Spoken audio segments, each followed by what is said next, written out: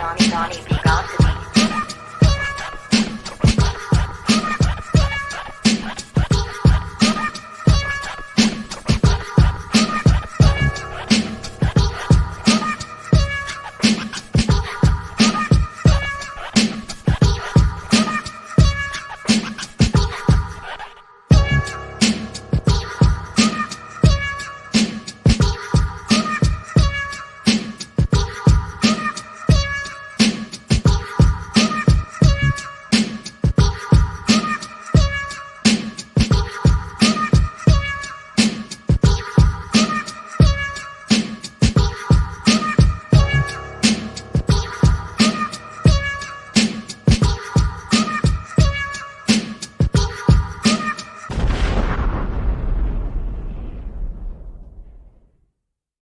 Good evening, everybody. Donnie B got the beats. We live on the beat, man. So insert dope scenario now. You know how I do. This guest I have on tonight, man. Listen, so when I first touched down in LA, like I said, within the first week, I was already in the club working with my brother Joseph Harrison. Shout out to Joseph Harrison and Joseph Harrison Productions, by the way. I came in that Sunday. By that Friday, I was in the club working. I met this man right now, and he just brought so much out of me. That's all I can say about it. I mean, he had the bravado, he had the charm, he know how to carry himself. He had a dope business acumen. You could tell it off the break, and his product was dope. He had a hookah business in the heart of Hollywood. Like, it was one of those things. It was like, okay, cool. And just when you thought, I was like, okay, we at this club and it's just there. Then you go to another club and he was at that club too. You know what I mean? So this brother he knows, he should know. He's well regarded by me. I'm a big fan of his. And, like I said, having this platform, I search for dope people and I can't go no further than the people that I know. This brother, I got to introduce you to entrepreneur and CEO, Angel Allaf. Angel, how you doing, brother? I'm doing good, man. Thank you for having me. Thank you so much for having me. Actually, that's a pretty awesome introduction right there. Definitely, congratulations on the show and all your work. It's been very, very interesting and follow your career thus far. Thank you, and I appreciate that. It means a lot because I came to LA with I didn't know anybody except the people that I knew. It was just like 2 or 3 people. I had high ambitions and so forth and so on. But to see somebody who was just rocking, and then Well, I think that's the story of everybody that comes to LA. Right? Everybody that comes to LA has nobody here in LA, and so you start getting into the scene. Getting to know people. LA is one of those spots where it's like you got to be very, very social. You got to know how to socialize and get into the scene. And realistically, like they say that Hollywood's all smoke and mirrors. And I think LA is the same exact way. It's all smoke and mirrors. And once you kind of get through the traffic of it and how the routes are, you figure it out. You figure out who you're supposed to know, who you're supposed to talk to, and then you just start noticing that, it's all the same. You know what I mean? Well, again, small things to a giant, right? Like you say that, but again, you have had a very successful. You have a very successful run, I should add, Sure. And again, one of my favorite people that I've met on the circuit and spending time in LA, definitely means a lot, man. And I'm taken aback by you, but again, that is what that is, man. That's neither here nor there. But again, everything cool with you, brother? How is life treating you these days, man? Life is great as always. That's the only way that we can look at it, right? Take it one step at a time, one day at a time, and try to plan at least 15 weeks ahead. Right? So, but no, everything has been good. I mean, obviously the pandemic has hit us hard, but who hasn't hit hard, right? So, right, one way or another, you've been kind of affected by the pandemic, whether your business grew 150% or your business kind of just stops. So that's really with everyone, other than the people that have lost family members, friends, or it's just been it's been very terrible, interesting, and just all around. It's been a different time, something that none of us really calculated speculated or even knew that something like this was going to hit us. You know what I mean? So Right. yeah, it's been rough, good. Understood. Understood. And I appreciate that answer. Definitely. Definitely. Let's we understand what it is. We understand what 2020 was, but let's take it even further back, man. Who is Angel? Let's talk about who you are. How, for the people that are not familiar with Angel Allaf and what you offer and who you are as a person, this gives you an opportunity to speak to the masses. Who is Angel? That's a good question. Um, I'm, I mean, I don't know. I guess I see myself as just a regular guy. I got probably a little bit of a hard time, growing up between, whether it was here or in the Middle East or any of that, and my childhood and upbringing and stuff like that. My own little family dramas, but nonetheless, I mean, normal, average Joe. Um, Not sure. I guess I grew up here in the city in LA, and then I had moved back to the Middle East around when I was about 12.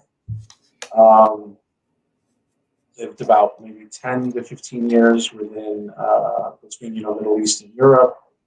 Came back to the States, and that's when I got restarted on my business, which was the Uber guys that you were just mentioning. Okay. All right. Well, it's awesome. The fact that I met you when I met you.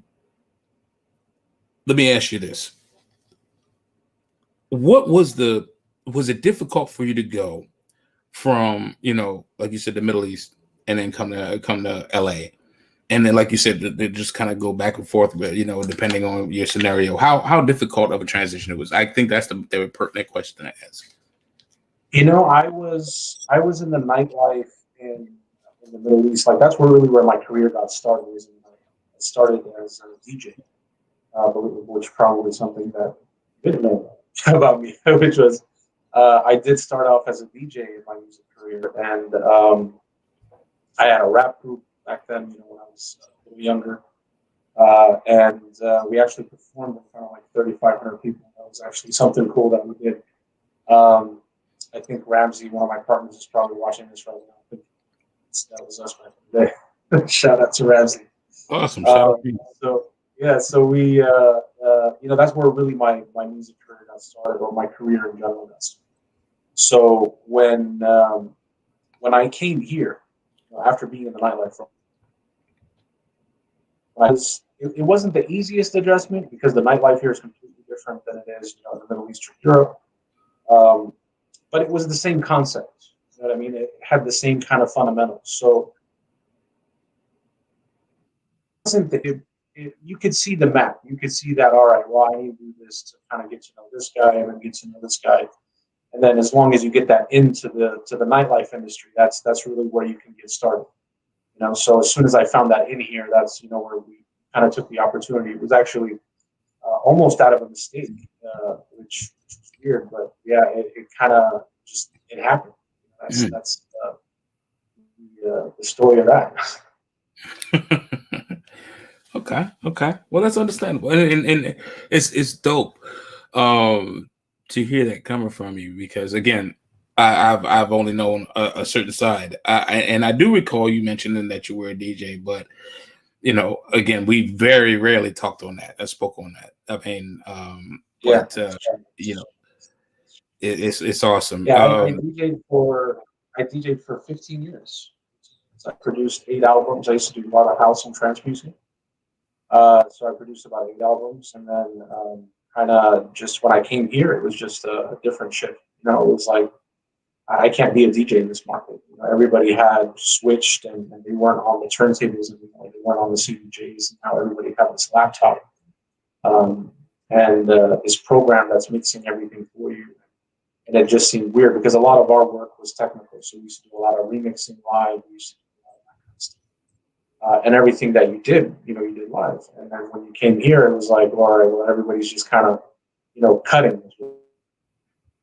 usually, you have a track on, you get the DJ that goes on the mic.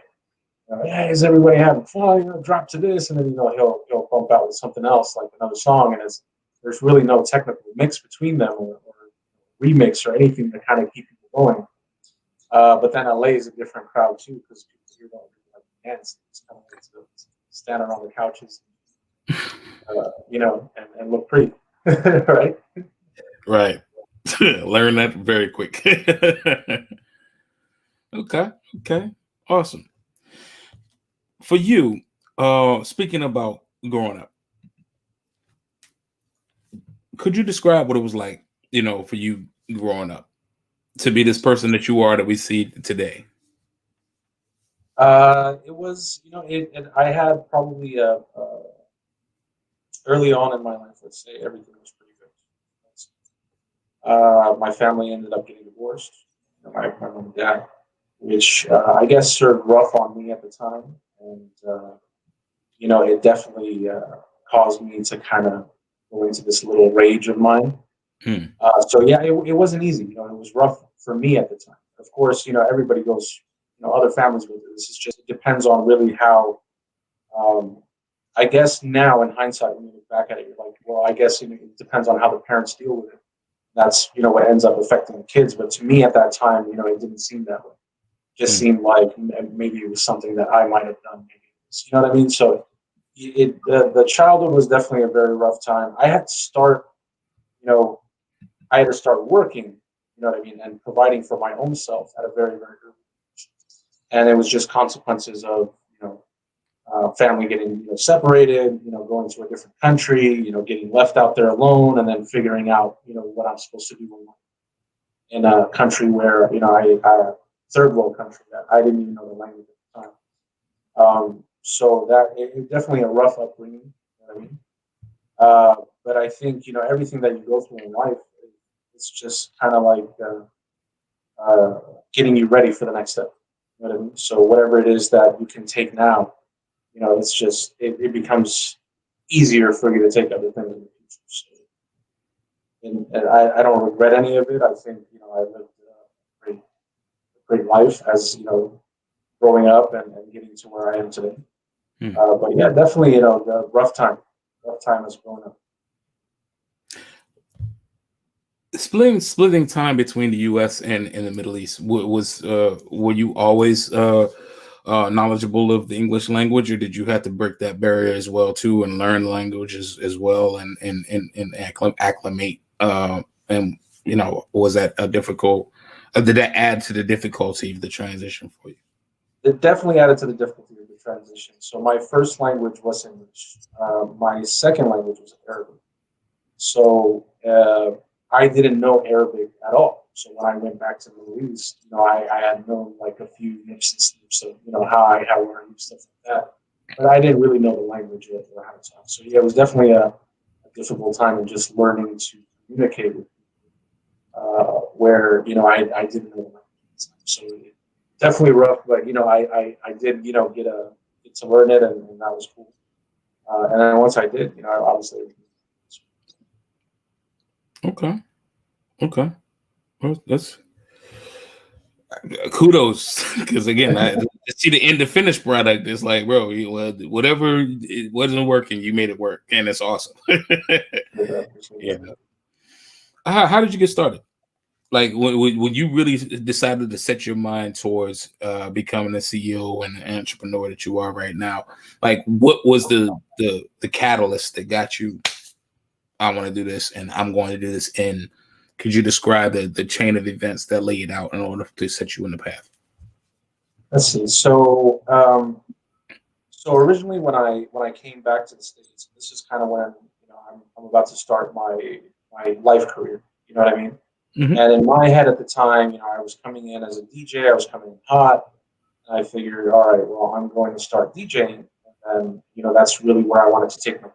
And when I got into the music industry here and I got into everything, it just wasn't working. Like I told you, a lot of times, like I was getting paid, for example, a specific amount, and then I would, kind of try to reflect that here, which I knew that, I wasn't worth that much here just because nobody had really known me yet. I didn't have that following.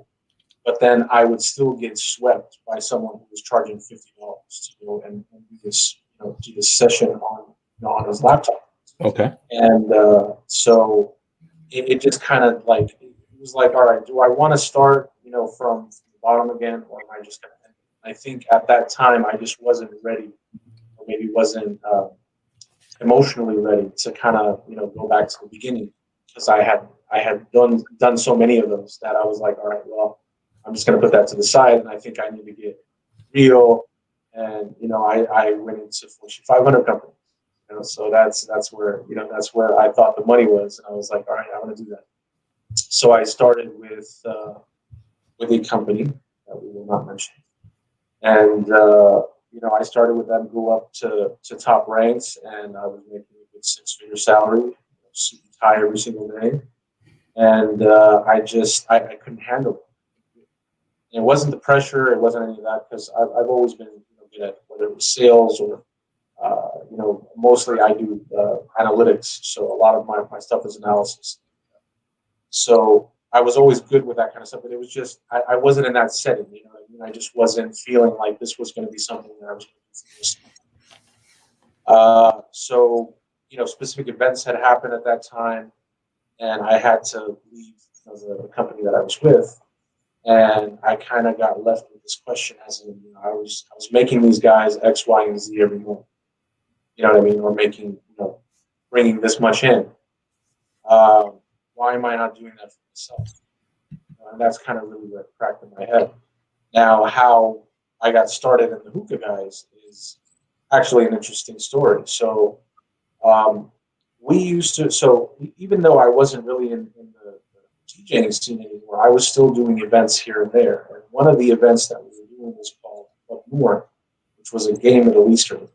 It's crazy because, in the Middle East, there's a huge taboo against gay and lesbian people. So for there to be a gay and lesbian event that supported the Middle Eastern community, it was like kind of like a big thing. So I was actually happy to be a part of that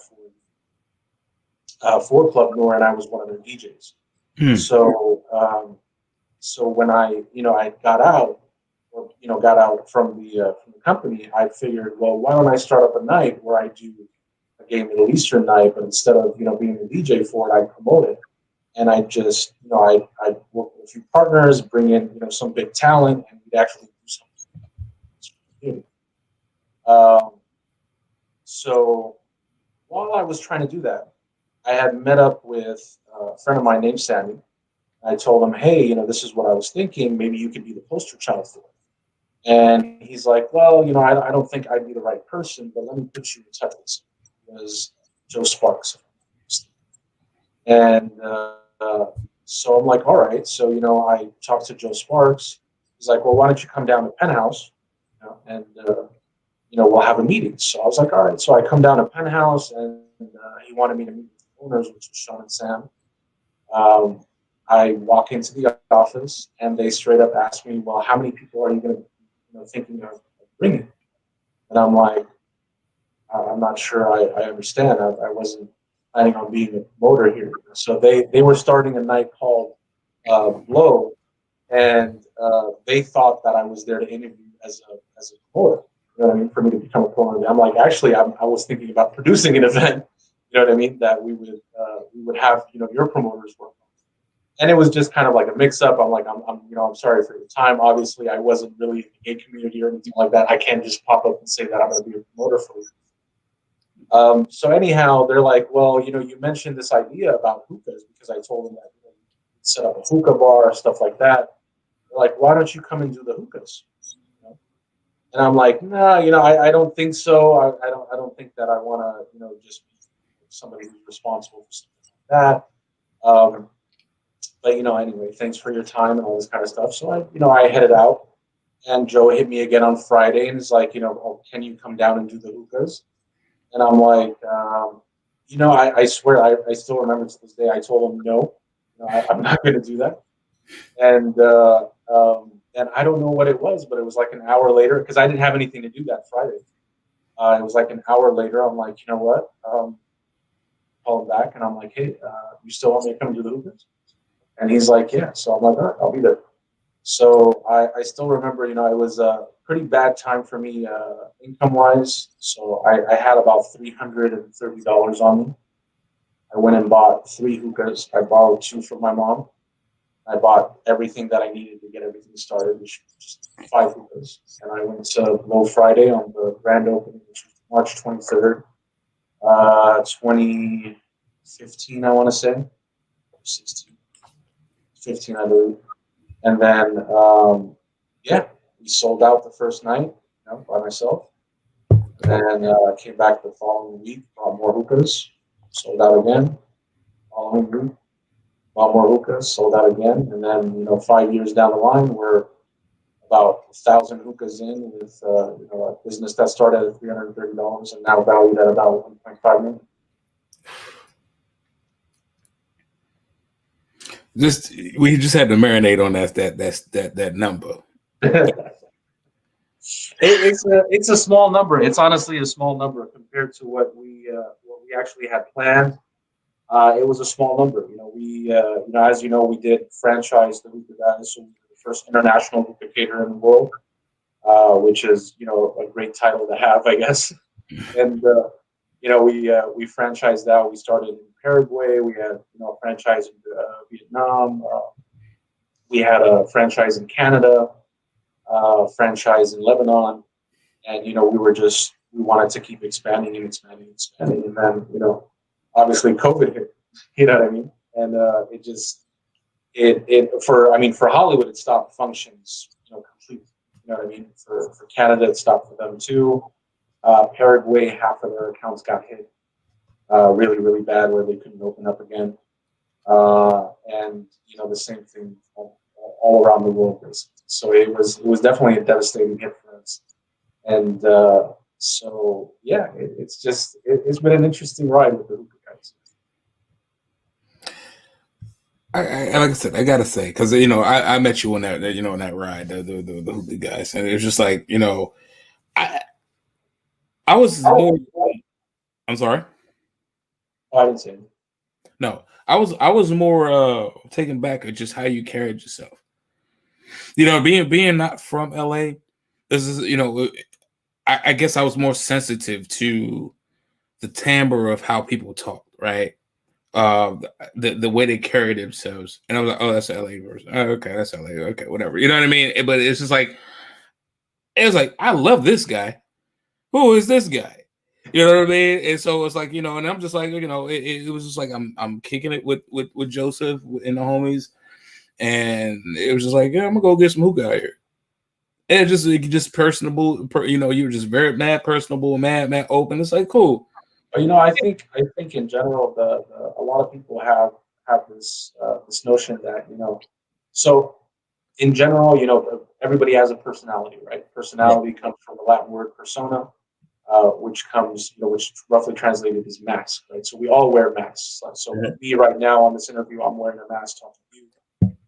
You know, you're wearing a mask talking to me. Everybody pretty much has this persona and this acting job that they're doing on a daily basis, whether we know it or not, whether we admit it or not. It's pretty much that. So the notion that, or a lot of people have this idea that, you know, here, you know, you have to be like this and you have to be a certain way and you have to be like that, and you know, hey, whatever works for you at the end of the day, you know what I mean? But realistically, what I found to be, you know, probably the best way to maneuver or talk to people is just to be kind of genuine as much as possible. I know you're not going to have all of your walls down. You're not going to, you know, just bare your soul to the world or your vulnerabilities. But the more genuine you are, the more genuine you are in the way that you talk to people, the way that you act, the way that you carry yourself around them. You know, you'll get the kind of the same, I guess, the same reciprocation in return. And a lot of times when you don't, you know that you're not supposed to. What? Yeah, it's just, and I guess that is pretty much what it is. It's just like I said. I mean, I'm like I said, I'm sensitive. I'm a very sensitive person, you know. And I guess, you know, guy saying he's sensitive, I mean, I'm sure that probably puts a lot of connotations on the air. But you know, I try to match energy. If you throw me negative energy, then okay, cool. You get negative energy back. You throw me great energy, you get great energy back. But it's that transaction that I live for, that I wait for. You know what I mean? That you know, even in Aikido, it's like, okay, Aikido is the principle is to redirect energy, right? And so I have to receive the energy first in order to know how to deflect it and then redivert it and divert it back. And like I said, met you off the rip, and it was just like, bro, like you could say personable. You can give me every definition in the book, but it was just like it was an open, straight up, great convo. Yeah, And I didn't think, and no, it's great. And again, and I'm not saying this for lip service. I'm saying that like literally, it's like it was a great conversation. Like, oh, dude, it was cool. All right, but I literally didn't think anything of it. It's like, okay, cool. But it was like every Friday, because he was out every Friday. Clockwork. Yeah, every Friday. Well, I mean, one point we were out 6 days a week. So we got out there pretty much, and then we had more than one venue that we were working on at the same time. So a lot of times I'd hop venues, yeah. And that was what was awesome, because it was like every time I talked to you, it seemed almost that it was a new franchise or you had a new venue every single time. Yeah. You know, You know, like, we got to a point. We got to a point where we were pretty much all of Hollywood. There wasn't one that we weren't in. There wasn't an event that that we weren't in within your circuit. So, for example, if you're in the circuit that's that after hours, then you were going to find us in every after hours that you frequented. And if you were in the circuit of like the hip hop day parties, you were going to find us in the day party. And if you were in that circuit of just the standard clubs, you were going to find us. So wherever you went, it was like, well, the most thing that we probably ever heard, or the most frequently answered question was, you guys are everywhere. You know what I mean? Like literally the statement, that of the year, you guys are literally everywhere. And yeah, we tried, and I guess we did a good job of doing that. Of course, that wasn't all me. I had a great team too, so I can't take all the credit for that. Well, a lot can be said about that, but nonetheless, the brand was everywhere. You know what I mean? And that's the takeaway from it. You can say, like, and again, it's not in deference to the team or whoever you selected the team, or who you selected the team. Either or, it always bubbles down from senior leadership all the way down to the truth. That's true. So, yeah, like it's again, I don't want to stay on a stale topic, but in the grand scheme of things, like I said, I mean, I'm a fan because I've seen it work. And when I met you, I was just like, oh, it's already like you was already like, okay, this dude is doing it. Like he's big business. And then like I said, every Friday came back, oh yeah, we was at this party, and then I got your Instagram, and then started tracking you on Instagram. It's like, damn, well, he was over there too. Well, okay, he was over there too. Like and I'm not even over there. I need to get like this guy. You know what I mean? And still the whole time you was just mad humble, mad cool. Even asked me about, hey man, what's going on with such and such. It was so awesome of an experience that it made me check back on you, make sure things. You're like, what is he doing? Appreciate that. Some of the few people that check back on us, man. We went through the whole pandemic. Surprisingly, nobody checked on us. But that's the thing, I guess, is everybody, like you were saying, going through this pandemic, it's like everybody's just out for his own now. You know what I mean? It's like a different perspective on life and how they're going to make it, and how they're going to relearn and readjust. It's just crazy. But yeah, it's definitely, we for the hookah guys, we found the right formula, and we pressed on it, and it worked. You know what I mean? It worked. We dealt with everybody in Hollywood. Some good, some absolutely terrible, which already it's just part of the industry. And but we got there. We made it, and obviously my interaction with everybody, because I mean you'd always see me on the floor regardless. You know what I mean? I'm always working. I'm always on the floor. I wasn't the boss. I guess I was more of a, hey, I'm going to tell you what to do, but I'm going to do it too. You know what I mean? So just kind of lead by example. And every account that we had, or every time we talked to somebody, know, when I met you through Joseph or anything like that, it was just always genuine. You know what I mean? If you were a good cat, you know what I mean? Even if you were a bad cat, I was going to talk to you with some respect. You know, but I mean, you were a good guy at the time, and it was pretty cool At the to time. interact with you. Yeah. You know what? You made a video for me that I think was it brightened up. I don't know. I probably did not express this to you at the time, but it brightened me up so much. Like I was so happy for this video. It was just a video where you had it was like a top shot on one of our hookahs on the head. It said Fantasia, and then you just had "Pass Me the Hookah" in the background, the music playing. And it was such a cool video. I remember it till now. You were literally the first guy to ever make a video for us like that. Wow. Yeah, to just up and offer, I mean, this guy just, you came and you just up and like, oh, hey, what's your email? I'm going to send you this file. And I open it and I'm like, oh shit, like this is pretty cool. You know what I mean? You just literally sent us the video. And I remember that till this day. That was like the coolest thing ever, really.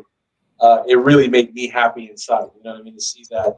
Because, obviously when you're building a brand, it's like, it's so hard because like, you don't know what you're doing. And to anybody who tells you that we know exactly what we were doing, you had no clue what you were doing. You know what I mean? It's literally, and you're kind of like you're the most skeptical fan of your own self. You know what I mean? You're the guy that's like out there like telling yourself like, no, you didn't do the right job, you didn't do this right, you didn't do that right, or maybe I didn't do this right, or maybe I should have done this, or maybe I should have done that. So you're like your strongest critic, I guess you'd say. Right. Right.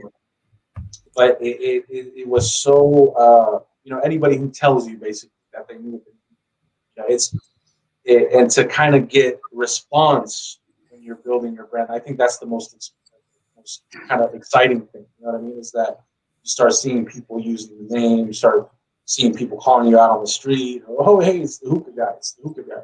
Yeah, that's us. You know what I mean? And I think that was one of those moments for me is when you made that video. That was pretty sick. I appreciate that. I know exactly which video you're talking about, and it was literally,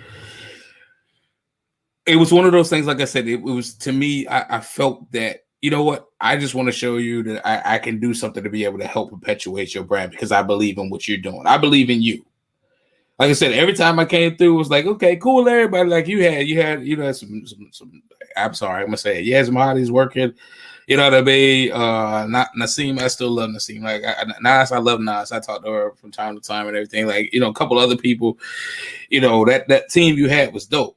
But I really came to come see you, bro, because you was dope. Like it's like this is my guy. So it's like, hey, look, I got a little bit of talent, but maybe you can use this. You know what I mean? Because I always believe in seeing talent before talent is, intangible, if that makes sense. People blow up and the next thing you know, you can't even get them on the phone, you can't email. You know what I mean? I never changed my number. Like that, nothing new. But then again, I didn't blow up that big. You say tomato, I say tomato. but touche. But no, I that means a lot because again, I mean, I did it just to say how much I appreciated you and appreciated your brand, and then and to hear that back to me, it's like you literally flipped what you just said on his ear to me. You know what I mean? So it's awesome. No, I think it's awesome overall, and I definitely remember the times, and I like I said, I just want to say thank you, man, for the work that you put in and what you exposed me to, as well as the brothers that was out there, because I mean we all loved you. Darian was out there. Darian was at the table more than I was at the table. Not to put him out there on the in the street, but we all appreciate it. Yeah. But let's say this though, in the effort to keep things moving, you have hookah guys, right? But you got this brand new endeavor that's dope, and I've actually gravitated toward it and put it up, and I got some people back home that was hit me out called JudgeIt. What is JudgeIt? JudgeIt is my new baby. So into probably year 3 of the Hookah Guys, I was getting I don't want to say bored. Bored is such a like a negative word or something like that, but there's a certain part of your career where you just kind of notice that, all right, there's something wrong. There's something wrong. I'm not being emotionally fulfilled. I've always been the guy behind the music. And whatever reason, I gravitated to this idea. You know, I just kept looking at the music industry from, I guess, from backstage, right? Because that's what the Hookah Guys was. Is I was allowed to see how the industry was working backstage. I was allowed to see how these guys were dealing with their, you know, with their talent, how the talent was dealing with this person, how this person was dealing with that person, and I just found it to be such an interesting an interesting way to see it from that perspective, right? So a lot of times we would get, and you probably knew this, a lot of times we get artists in the club that were paying promoters to hop on stage, you know, and sing a song or whatever it is from, you know, something that, you know, that they had made, and you know, the higher the audience is that night. So let's say, you know, you have Ty Dolla $ign in the audience, you have, you know, someone specific in the audience from you know, rappers, singers, or music producers, or anybody, you know, the higher that value would go. And I'm like, you know, but that doesn't make any sense, because artists in general, you know, they don't have money when they start. You know what I mean? So how are they paying the promoter? How are they affording it? A lot of times these guys are out selling their CDs, you know, just to make a little bit of money, just so they can pay a promoter to sing a song that maybe somebody in the audience is going to hear, and maybe they're not. You know, and I kind of touched on that, and I felt their pain there, and so I went and I started doing more research on it, and the more I would do research on it, I would find, you know, like, okay, well, underground artists are starting on YouTube at the time, to where they were uploading their content on YouTube. But then, you know, YouTube is just so, like, just massive in content, right? So you have, you know, babies that are doing something cute, dogs that are doing something silly, but it just makes it that much more difficult to compete. I mean, it's already difficult for an artist to compete in his own genre, right? But you know, how much more difficult is it now that you're dealing with just unlimited content? So it just seemed like exposure there was just so hard. And then one of the funniest things, you know, while researching all this kind of stuff, was that one of these underground artists had, you know, had come out with a nice song, and then a mainstream artist had his commercial on his song. So basically, you know how, like, you can buy ad spots, right? So you can buy ads on YouTube to be on specific things. And one of these ads was an actual ad for a song, right? So for a mainstream artist's song that was on an underground artist's song. So even when you kind of make it, you're still kind of overshadowed by these mainstream artists, just because they have more money to keep spending on ads. Right. The same thing with the main, you know, the streaming sites. You know what I mean? Like, some of them were working for these artists, some of them weren't. Long story short, I figured, okay, well, what if we created a website, a social media website, that just focused on underground, independent, unknown artists? Something where they don't have to compete out of their genres. They don't have to compete with other content. You know what I mean? It's just simple. You upload your music, your fans, you know, judge it on a 5-star rating system, which is not, you know, we're not going based off of views or anything like that. So you're not going to find any of the, you know, Catch Me Outside, how about that? Or After Day, or, you know, some of those videos. You know what I mean? So it's not going to be based off of views. It's based off of likes, right? So the more people like you, the more obviously you're going to get up to our trending list. And that was kind of the start of the idea, you know, just kind of have it to where it's the people's choice, rather than, you know, making it, you know, an executive's choice or anything like that. That's why I said long story short, because getting into the executive side of things and researching there, I mean, the things that they put artists through just to you know, to get their music out there, you know, it's just it's unfortunately, it's just so, it's, I mean, I don't think there's another word for it. It's just very nasty. You know what I mean? A lot of times it's, you know, they'll have, some of them will have good experiences. Most of them are not going to have the good experiences. That's really what JudgeIt is. JudgeIt is, a new social media platform that is for underground, unknown, independent artists. If you're a mainstream artist, can't put your contacts up. Um, it's just to get recognized. We want it to be the new stepping stool for every artist to get exposure. It's interesting because, you know, like I said, I put it up, you know, just this repost because, you know, like I said, I follow, you know, my friends and, you know, put it up. I had some people that like I respected. I very rarely talk to, but they were, you know, I respect them tons back in the East, and they was like, yeah. Like I'm like, hey, what's up? Hey man, I hope all's well. Yeah. So what's with this judging thing though? You know what I mean? And I'm like, yo, yeah, it's just, you know, it's a platform that, you know, you know, it gives people that are underheralded an opportunity to be put in, you know, showcased in front of, you know, millions of people. Send me the information. I'm interested. You know what I mean? And that's when I was like, it's a you know, for lack of a better word, a holy shit idea. So it's a holy shit idea. Like, okay, yeah, you know what I mean? And if it's people that I know specifically, and you know, I glean information from them, but yet they're bypassing like all of that. Just all right, whatever, you good. But what's up with this though? Obviously, you know that's the, you know, front and center. That's I the appreciate, yeah, I appreciate that. I appreciate the feedback. You know, it's that again. You know, when you're an entrepreneur, see, whatever you are, I mean, you don't know what you're doing. You know, I mean, we know what we're doing, but you don't know what the effect is of what you know what you're doing. So to hear that, that's awesome. That's great. You know, that's really what we wanted. It's just such a huge industry that's not tapped into. You know what I mean? Because this larger industry on the top has just been kind of, hey, you know, you want to make it to us, you got to do 1, 2, 3, 4, 5, 6, 1,500,000, you know, something trillion to get to where, you know, and we were like, well, why can't we make that easier? Why can't we make it, you know? Other than the fact that personally, again, I no disrespect to anyone, but I personally don't like what's being played on the radio.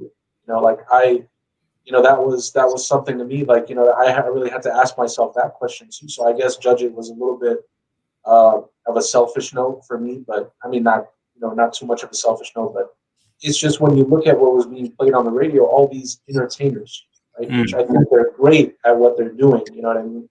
Um, an entertainer for, you know, is usually one of those one-hit wonders, which is why we're seeing a lot of these guys disappear.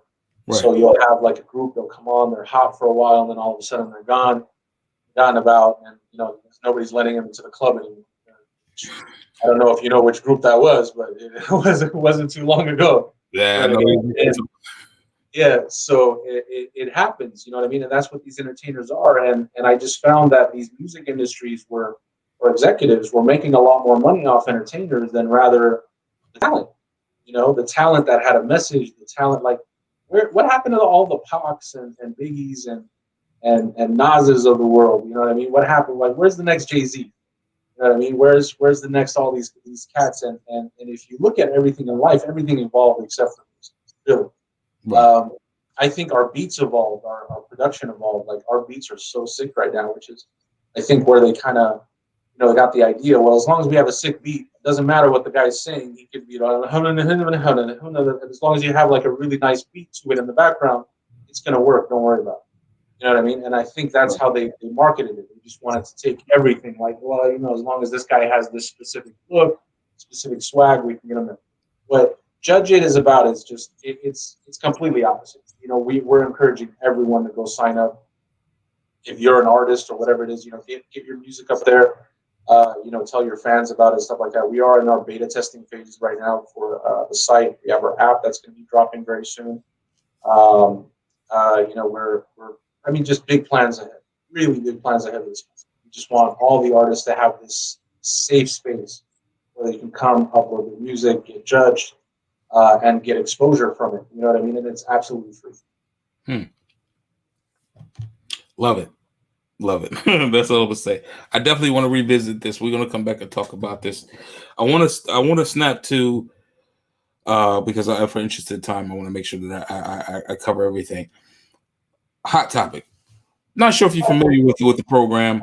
and a platform. But Hot Topic is my favorite. It's my personal favorite because it's designed to let the viewers know who you are personality wise, right? Just with just simple random conversation. Usually it's about 3 questions. I'm gonna do you 2. Okay. So we're gonna start with the first question. 3 things you don't know. So what are the 3 things that you think that people don't know about you? I've learned 2 already off of this this interview, and I've known you for a certain amount of time. So I'm sure this is gonna be a good question. So let's say those 2 which was DJing, right? And Mm-hmm. what was the second one that you didn't know already? You being a DJ, and the other one was so it was DJ, and you also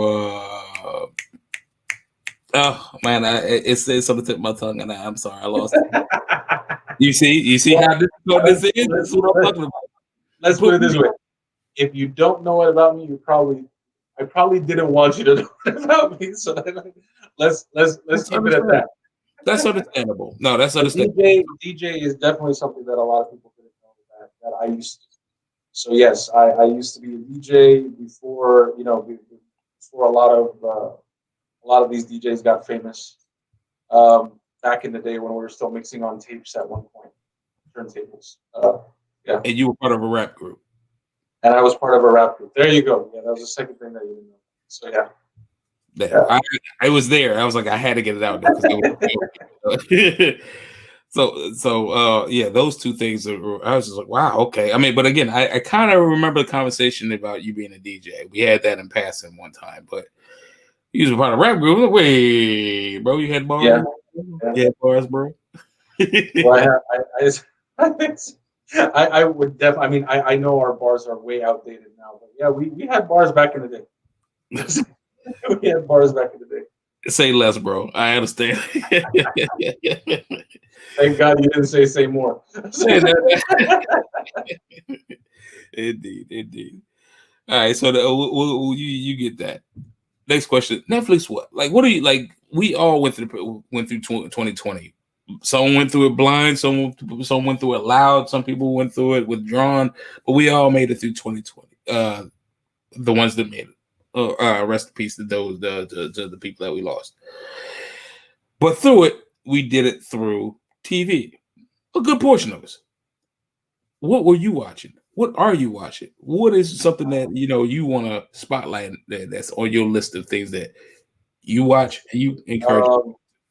So I did watch like the Tiger one, I guess. I don't watch too much TV, so that's one of the things that I don't do. But we did watch a few of these, that kind of went viral, and everybody started talking about them, like the guy with the tigers and Carol Baskin.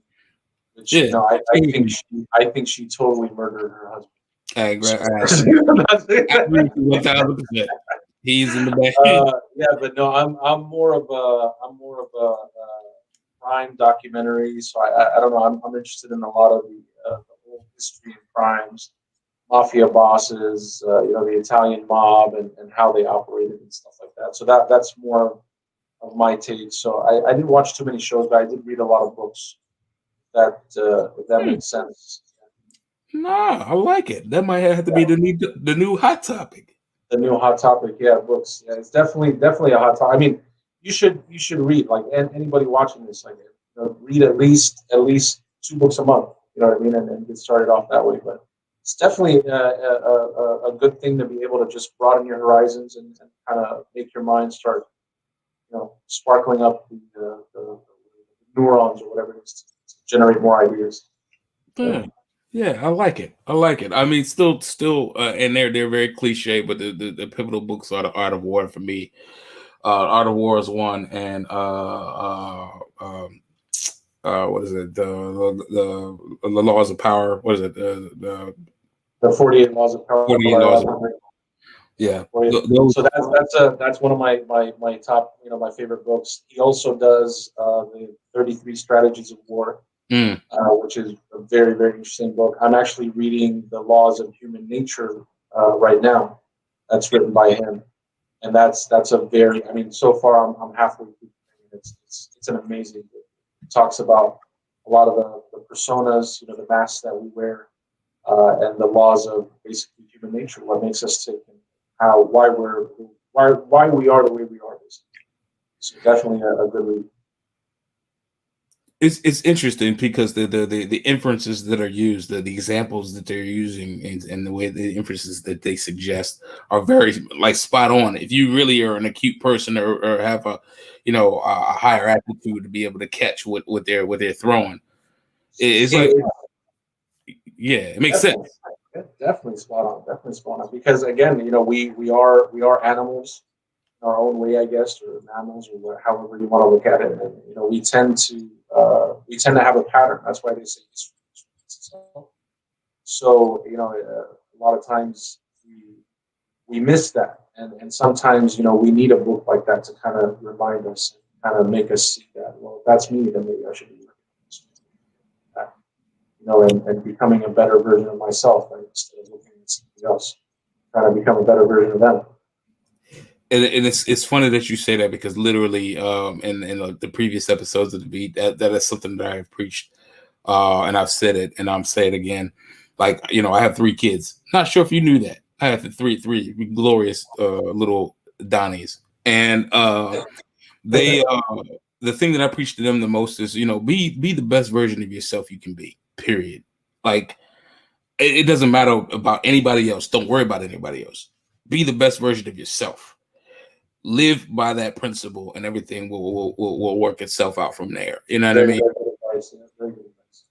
So that's the thing, and the fact that you say that, it's just like this is why I like this guy, man. That's why I like him a lot, bro. Because Angel is dope, bro. Like he gets it, But yeah, makes sense. Makes sense. Well, you made it out of the hot topics. Usually I do 3. Like I said, I gave you 2. So you passed flying colors. Last 4 questions, and then we get you out of here because your time is valuable. Because I know how hard you work and all of the things that you're involved in. What's your thoughts on the current state of the union? Oi. So, wow, good question. So yeah, I guess I'm not too much of a Republican or too much of a Democrat. I never kind of grew up into that. One thing I did notice a lot during this time was that people that had grown up into to Republicans or grown up into Democrat kind of just have this one-sided view. So I'm more bipartisan, I guess. But I look at both sides of the spectrum, and it's definitely been a very chaotic, to say the least. Whether it was a year, 4 years, however you want to see that. But it's here's what I would say. If you truly want to have a democracy, right? I would vote personally. I would vote for policies and not people. Because that's where it seems that everything is kind of getting confused right now. That if this person has these policies, we're going to follow them because we're part of the group, and these policies are in there. Well, some of them I may not like, but I'm still going to vote for this person because he's better. It's almost like a popularity contest. Really, I don't know why I would ever want to have somebody popular as president over somebody who's intelligent. But that's where it seems that we lie right now, is that everything is just popular. Depending on how you market it, it's what you get. But I definitely wasn't a Trump supporter personally, not because of the Republican Party, just because I think he's an absolute POS. I'm gonna say it for you. Yeah, POS. but I've even voiced for the first time. I think I voiced my political opinion a few times on the guys, where I recently removed those 2, but definitely not presidential material. Whatever he wants to be, a person on his own, and is definitely a successful guy. He's definitely the guy that wrote the book on bankruptcy laws. But somebody who builds companies to bankrupt them, I don't know if I would trust them when it comes to it. You know what I mean? I always kind of said that I want to follow a person that knows how to expand and build on what the territory that we currently have, not make excuses or build on the ambitions of what could be. And that was always my thing with him, is that I think he spent more in the negative space of building. And again, he's done a lot, as is any other president that has been in office. They have done positive things, every single one of them. I can't, you show me a president that has never done anything positive for anybody, and I'd be like, that's incorrect. Unless I see otherwise, you know what I'm saying? Obviously. But I feel that that's the thing. I think that if I'm trying to be very selective about this because I'm not a Trump supporter, but I do look at the positives. Again, I'll say it like this: he has done what he has done for the seat. He did exactly what I guess he felt he needed to do. And everything that he didn't do, everything that he did was not bad. Just most of the stuff he did was just gaps in judgment, or the way he did it was really brazen. That's how I feel about it. Anyone, listen, if anyone in that spot, like if you're gonna rate someone on what specifics that they did, obviously, everybody's done some, stuff that are good, stuff that are bad while they were in the presidential seat. What you really need to ask yourself, again, nothing against that. What you really need to ask yourself is that choosing the president of the United States, it's not one aspect. It's not the aspect of the economy. It's not the aspect of our foreign policy. It's not the aspect of our infrastructure. It's a lot of aspects. It's a lot of things. You know what I mean? When you go to apply to work for for a Fortune 500 company, they're going to ask you for a minimum of 4 years and 4 years on top of experience. You know what I mean? So they're going to ask you for a bachelor's, plus they're going to ask you for 4 years experience. I just think we need a different, probably, method or system to choose who our leaders are. And that's just it. And realistically, I would just dump that whole leader stuff out, because realistically, it's the congressmen and women, and behind them, the lobbyists that are really getting all these laws pushed and everything like that. But I would definitely think that at a minimum, we would need to have some type of minimum requirement for you to become president of the United States. You know what I mean? And that's really where it is, I think, personally. Well, I'm one for believing that we absolutely need to update a lot of the laws, because a lot of the laws are like, there's like one law that's like, you cannot own a donkey or park your donkey on the sidewalk in the state of Virginia. It's like I don't even know where to draw a donkey from, let alone where I'm gonna drive it and park it on somebody. It's definitely. I think. I mean, I love the law that you brought up there, but actually, I think it's definitely right there where you're at. Is that a lot of this stuff needs to be, we're in different times, we're in different different eras, and it's not what it was back in the 1910s or something like that. 1920s. Or the 1800s, sorry. But, it definitely, we need to have some kind of update and just get it to where it works now. You know what I mean? Like, this is what now is, this is what this time is. I agree. And then we're going to go on to the next topic, but I had to throw this out there just for random knowledge, in case you didn't know. I went to school, I went to secondary school, Hampton University in Hampton, Virginia. And in the state of Virginia, the Commonwealth of Virginia, I can't call it a state, the Commonwealth of Virginia, they say it's against the law in the whole state of Virginia to have sex in any other position other than the missionary position. I think it's literally against the law. I did not know that. I didn't know that. So you see what I'm saying? Like, yeah.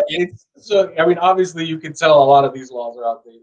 A lot of the ways that we think are outdated. You know what I mean? It's just that's that. I honestly, I did not know that It's I'm definitely researching that as soon as we get off. full on law. And I'm gonna tell you this, the other reason why I know, because the tagline, because like Maryland is for crabs, like it's a crab state, or such and such is the sunshine state, but they say Virginia is for lovers.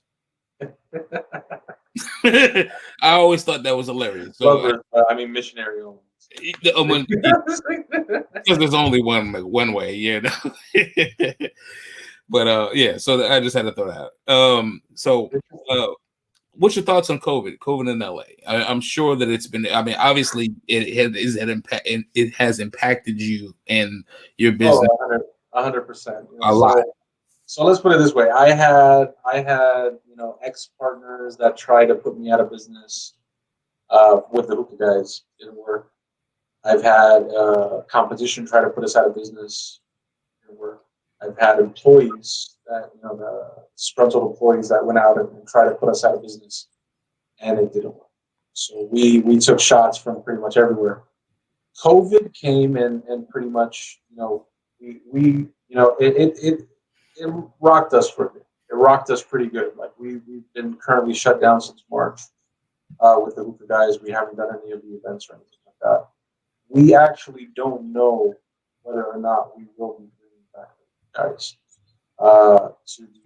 to the scene, just from how much damage we've sustained from just from COVID, right? Right.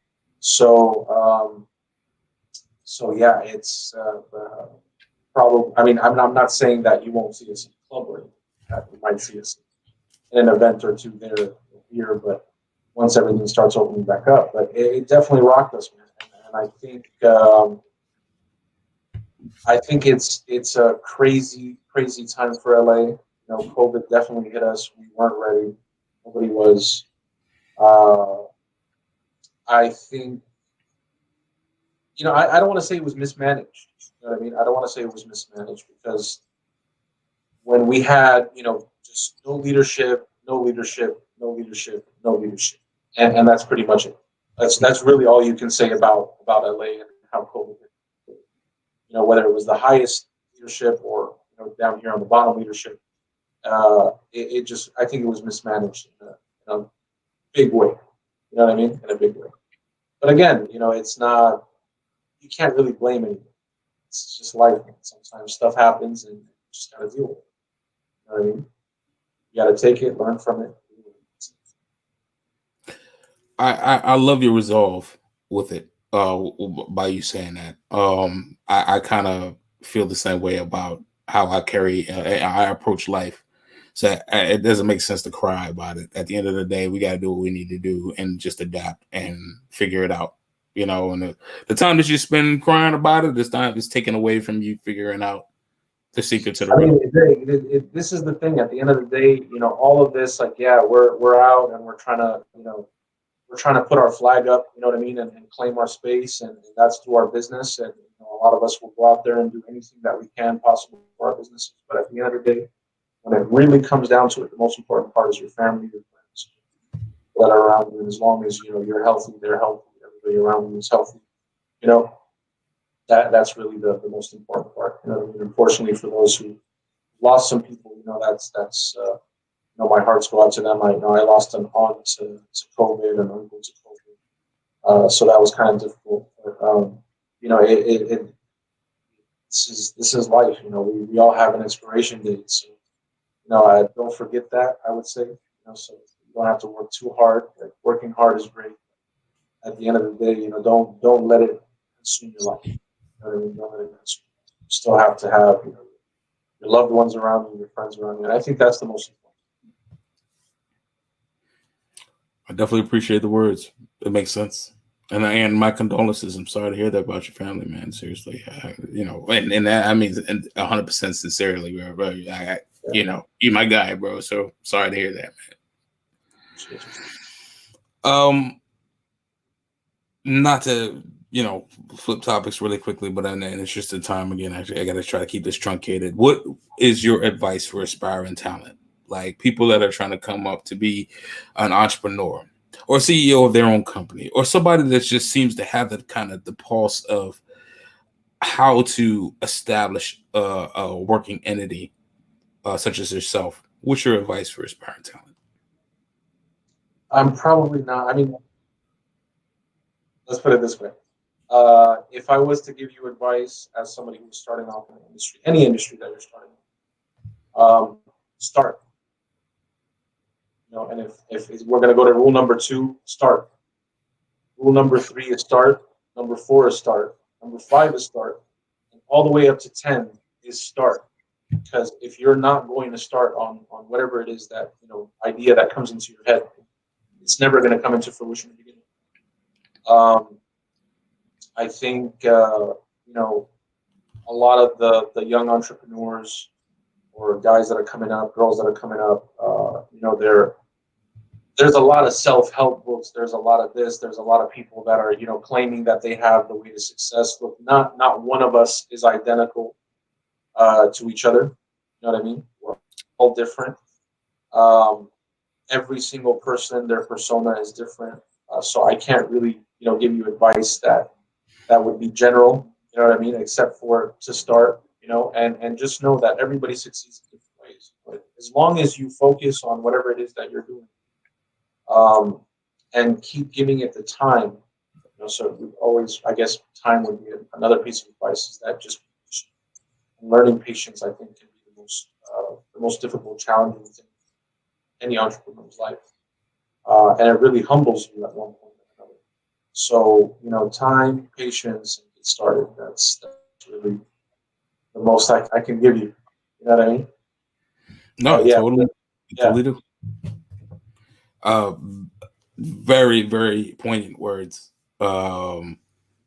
Spoken by somebody that is very, very adept in entrepreneurship and just common sense.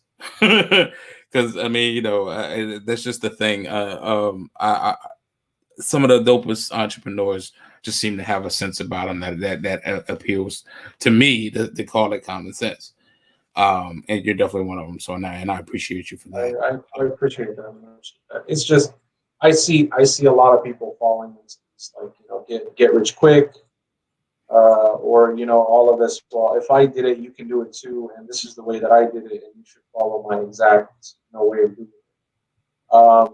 it. We're all different. You know what I mean? Color, skin, ethnicities, you know, different backgrounds, where we grew up, where we did this, where we did that, how it all creates or builds you up to be the person that you are today. And that person, you know, nobody's walking in your shoes, right? And nobody's problems are bigger than yours. Nobody's pain is bigger than yours. You know, we all feel exactly the same, which is funny. We all have the same emotion. So if I feel pain, when you feel pain, you're feeling the same thing. You know what I mean? So whether it's something small or something big, it's literally the same exact thing. It's just the way that we conduct ourselves, the way that we think, the way that we broadcast, the way that we just start and do whatever it is that we do. We do it differently. You know what I mean? Everybody does. So I can succeed in a different way than you can. You can succeed in a different way. Don't let anybody bring you down. Those people that are bringing you down are usually succeed. Unless it's really like just one of those, hey, you can't sing. Really, you can't sing, so maybe you should stop singing. You know what I mean? But usually, you know, if you have, you know, go with your gut feeling, because a lot of times your gut is telling you the truth.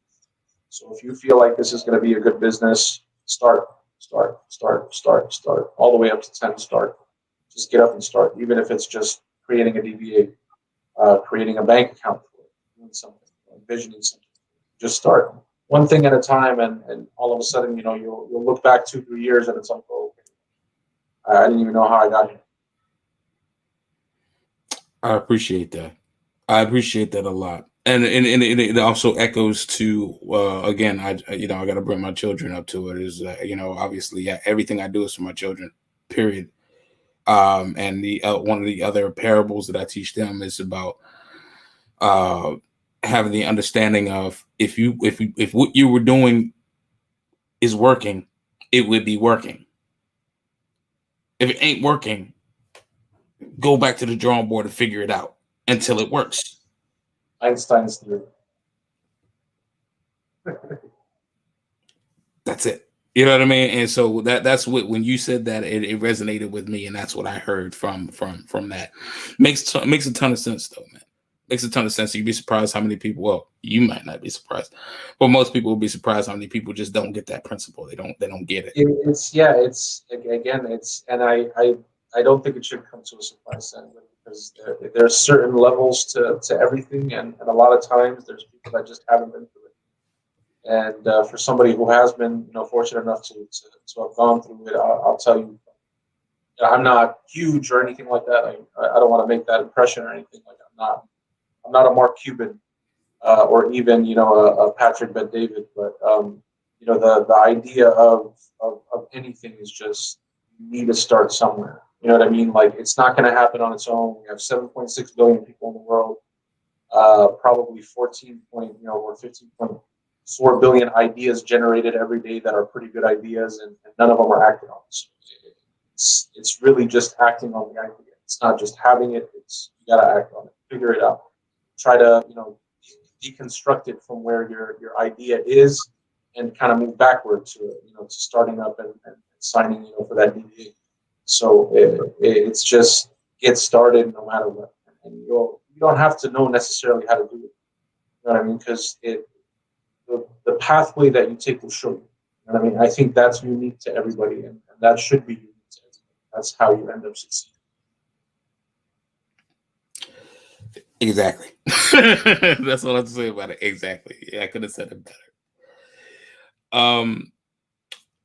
We are at close. Wanted to ask you, how can people learn more about you? How can people reach out to you, glean, get any information from you, or just above all else, patronize your businesses and the high business? Of course.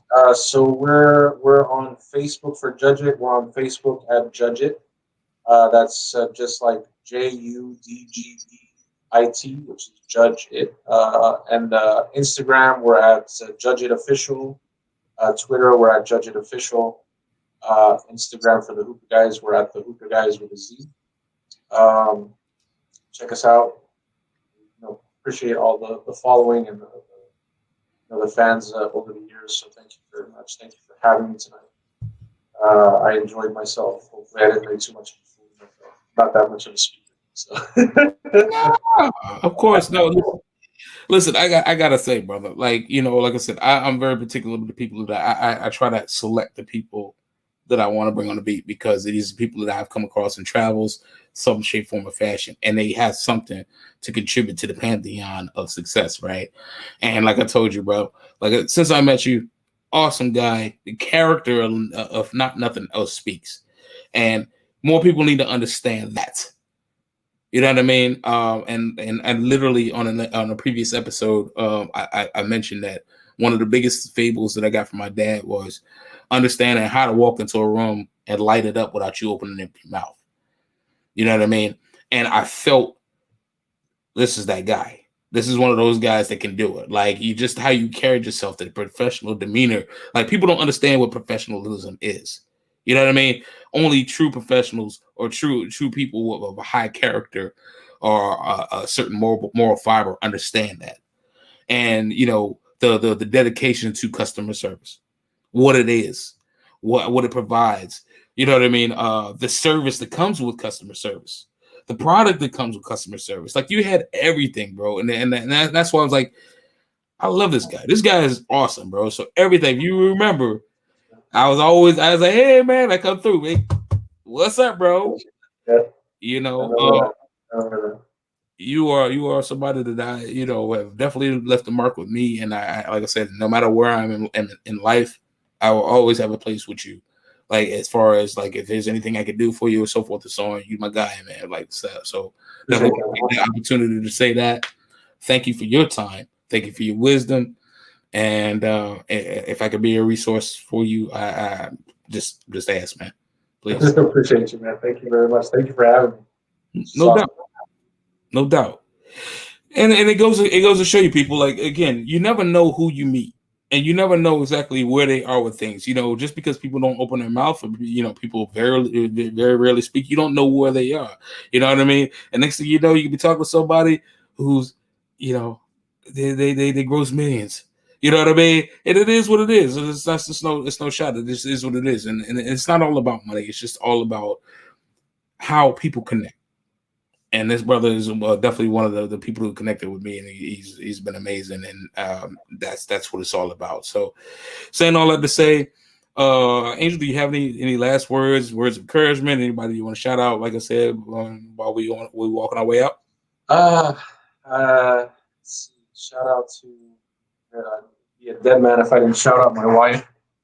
Hey. With all my shit and always being always being there for me and guiding me to the right place even when I'm batshit crazy. I go to the wrong spots. Shout out to all my partners, I guess. Marquise, Diamond, Joseph Harrison, which are amazing guys. You're gonna be seeing a lot more of those guys if you follow us on JudgeIt.com. Both of those guys yeah, Ramsey, of course. Yeah. Crime. And shout out to everybody watching. There it is. Shout out to Donnie. How did we forget that? Thank you for having me. I appreciate you, bro. Like, thank you. You know what I mean? And like I said, and if nothing else, I definitely appreciate you as a person, man. You're an awesome dude. Stand up. Nothing but respect and love, man. That's all I got to say. Listen, like I said, this is Donnie B Got the Beats. You already know what time it is. If you see this, if you see the beat, or if you see Two Flew West, which is my other podcast with my brother Nicholas Baker, got 2 more podcasts coming for you in February 2021. So we working, you know what I mean. But nonetheless, thank you for tuning in. We have top tier talent. We have top tier individuals, and we just want to expand everybody's minds. We want to see a greater place with greater people in it, man. And that's all I got to say about it. Stay loved, stay blessed, stay masked up because the COVID still is out there. I don't care if you believe in it or not, it's here. You know what I mean? So everybody do all of those things. And that's all I have to say. Have a good evening, everybody. Have a good one. Donnie B.